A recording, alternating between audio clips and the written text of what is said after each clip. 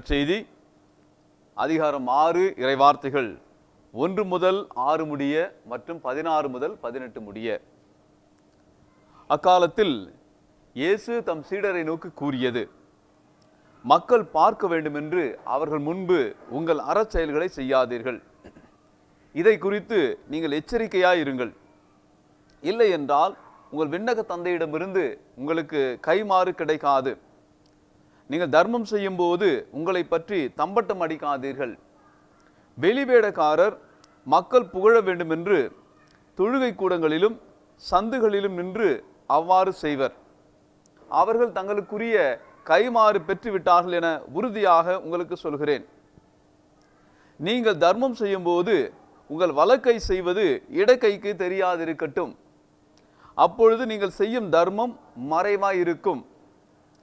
மறைவாய் உள்ளதை காணும் உங்கள் தந்தையும் உங்களுக்கு கைமாறு அளிப்பார். நீங்கள் இறைவனிடம் வேண்டும் பொழுது வெளிவேடக்காரரை போல இருக்க வேண்டாம். அவர்கள் தொழுகை கூடங்களிலும் வீதியோரங்களிலும் நின்று கொண்டு மக்கள் பார்க்க வேண்டுமென இறைவேண்டல் செய்ய விரும்புகிறார்கள். அவர்கள் தங்களுக்குரிய கைமாறு பெற்றுவிட்டார்கள் என உறுதியாக உங்களுக்கு சொல்கிறேன். ஆனால் நீங்கள் இறைவனிடம் வேண்டும் பொழுது உங்கள் உள்ளறைக்கு சென்று கதவை அடைத்து கொண்டு மறைவாய் உள்ள உங்கள் தந்தையை நோக்கி வேண்டுங்கள். மறைவாய் உள்ளதை காணும் உங்கள் தந்தையும் உங்களுக்கு கைமாறு அளிப்பார். மேலும் நீங்கள் நோன்பு இருக்கும்போது வெளிவேடக்காரரை போல முகமாட்டமாய் இருக்க வேண்டாம். தாங்கள் நோன்பு இருப்பதை மக்கள் பார்க்க வேண்டுமென்றே அவர்கள் தங்கள் முகங்களை விகாரப்படுத்திக் கொள்கிறார்கள். அவர்கள் தங்களுக்குரிய கைமாறு பெற்றுவிட்டார்கள் என உறுதியாக உங்களுக்கு சொல்கிறேன். நீங்கள் நோன்பு இருக்கும்போது உங்கள் தலையில் எண்ணெய் தேய்த்து முகத்தை கழுவுங்கள்.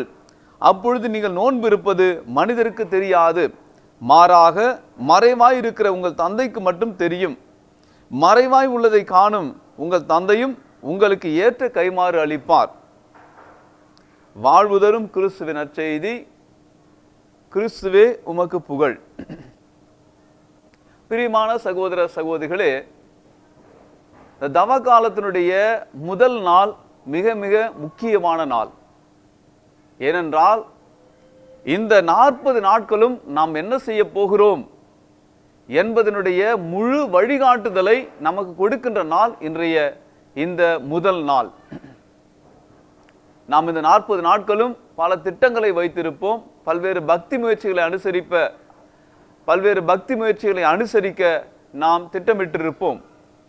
எனவே அவைகளை நாம் எப்படி செய்ய போகிறோம், எப்படி செய்ய வேண்டும் என்பதற்காக இன்றைய இந்த நாளானது நமக்கு ஒரு வழிகாட்டுதலை கொடுக்கிறது. அன்புக்குரியவர்களே, இந்த 40 நாட்களும் நாம் 3 முக்கியமான காரியங்களை நாம் செய்ய போகிறோம். அதாவது முதல் காரியம், நாம் பிறருக்கு உதவி செய்வது, தர்மம் செய்வது. ஆண்டவர் சொல்லுகிறார், நீங்கள் தர்மம் செய்யும் போது மற்றவர்களுக்கு தெரிகின்ற விதத்தில் நீங்கள் தர்மம் செய்யாதீர்கள். இன்றைய கால சூழ்நிலையில் பலரும் பல உதவிகளை செய்கிறார்கள். ஆனால் அதை விளம்பரத்திற்காக, ஆதாயத்திற்காக செய்கிறார்கள். இயேசு சொல்லுகிறார், நீங்கள் தர்மம் செய்கிற போது, உதவி செய்கிற போது அதை உங்களது வலக்கை செய்தால் இடக்கைக்கு தெரியாமல் செய்யுங்கள், மறைவாய் செய்யுங்கள் என்று கூறுகிறார். அன்பிற்குரிய, நாம் மறைவாய் செய்கின்ற ஒவ்வொரு தர்மத்திற்கும் கைமாறு கூலி கடவுளிடமிருந்து வரும். இரண்டாவது காரியம், ஜெபம் செய்வது. மற்ற நாட்களை விட இந்த தவ நாட்களிலே, தவ காலத்திலே நாம் இன்னும் அதிகமாக ஜெபம் செய்ய அழைக்கப்பட்டிருக்கிறோம். அதுவும் எப்படி என்றால், மற்றவர்கள் நம்மை பார்க்க வேண்டும் என்பதற்காக அல்ல, மற்றவர்கள் நம்மை ஒரு ஜெப வீரர்கள் என்று நினைக்க வேண்டும் என்பதற்காக அல்ல, மாறாக ஆண்டவர் சொல்லுகிறார், நீங்கள் மறைவாக சென்று ஜெபியுங்கள். உங்கள் விண்ணக தந்தைக்கு தெரிகின்ற விதத்தில் நீங்கள் ஜெபியுங்கள். உங்களுடைய உள்ளறைக்கு சென்று கதவை தாழிட்டு கொண்டு நீங்கள் மறைவாய் இருக்கிற ஆண்டவரை நோக்கி ஜெபியுங்கள் என்று ஆண்டவர் அழைப்பு விடுக்கிறார். எனவே ஜெபமும் கூட பிறருடைய பாராட்டுதலுக்காக அல்ல, பிறர் நம்மை புகழ வேண்டும் என்பதற்காக அல்ல, மாறாக இறைவனோடு நாம் வைத்திருக்கக்கூடிய ஒரு உறவை வெளிப்படுத்துவதாக இருக்க வேண்டும். மூன்றாவது நிலையிலே நோன்பு இருப்பது. அன்பிற்குரியவர்களே, பரிசேயர்களும் சதுசேயர்களும் நோன்பு இருந்தார்கள். அதை ஒரு பெருமையாக தம்பட்டம் எடுத்துக் கொண்டார்கள். வாரத்தில் 2 முறை நோன்பு இருப்பது, 10ல் ஒரு பகுதியை காணிக்கையாக கொடுப்பது என்றெல்லாம் அவர்கள் மிகவும் தம்பட்டம் அடித்துக் கொண்டார்கள். இந்த நோன்பு என்பதும் எதற்காக என்றால் நம்மை நாமே நம்முடைய எண்ணங்களை கட்டுப்படுத்திக் கொள்வதற்காக, இறைவனோடு நாம் நெருங்கி வருவதற்கு இது உதவியாக இருக்க வேண்டும் என்பதற்காகத்தான் நாம் இதை செய்தாக வேண்டும்.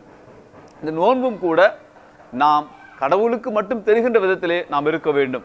நாம் பல சமயங்களிலே நான் 40 நாட்களும் நோன்பு இருந்தேன், ஒவ்வொரு வெள்ளிக்கிழமையும் நான் விரதம் இருந்தேன் என்று நாம் அதை பெருமையாக சொல்லிக்கொள்ளும். இந்த 40 நாட்களும் நான் இறைச்சி உண்ணவே இல்லை, மாமிசம் உண்ணவே இல்லை என்பதை மிகப்பெரிய ஒரு வெற்றியாக நாம் சொல்லுவோம். அதை பிறரிடம் சொல்ல வேண்டும் என்பதற்காக அல்ல, இதை ஒரு வெற்றியாக கொண்டாட வேண்டும் என்பதற்காக அல்ல, மாறாக இது நமக்கும் கடவுளுக்குமான ஒரு உறவாக இருக்கிறது. அன்பிற்குரிய சகோதர சகோதரிகளே, 40 நாட்கள் ஆண்டவர் இயேசு கிறிஸ்து பாலை நிலத்திலே ஒரு மறைந்த வாழ்க்கை வாழ்ந்தார்.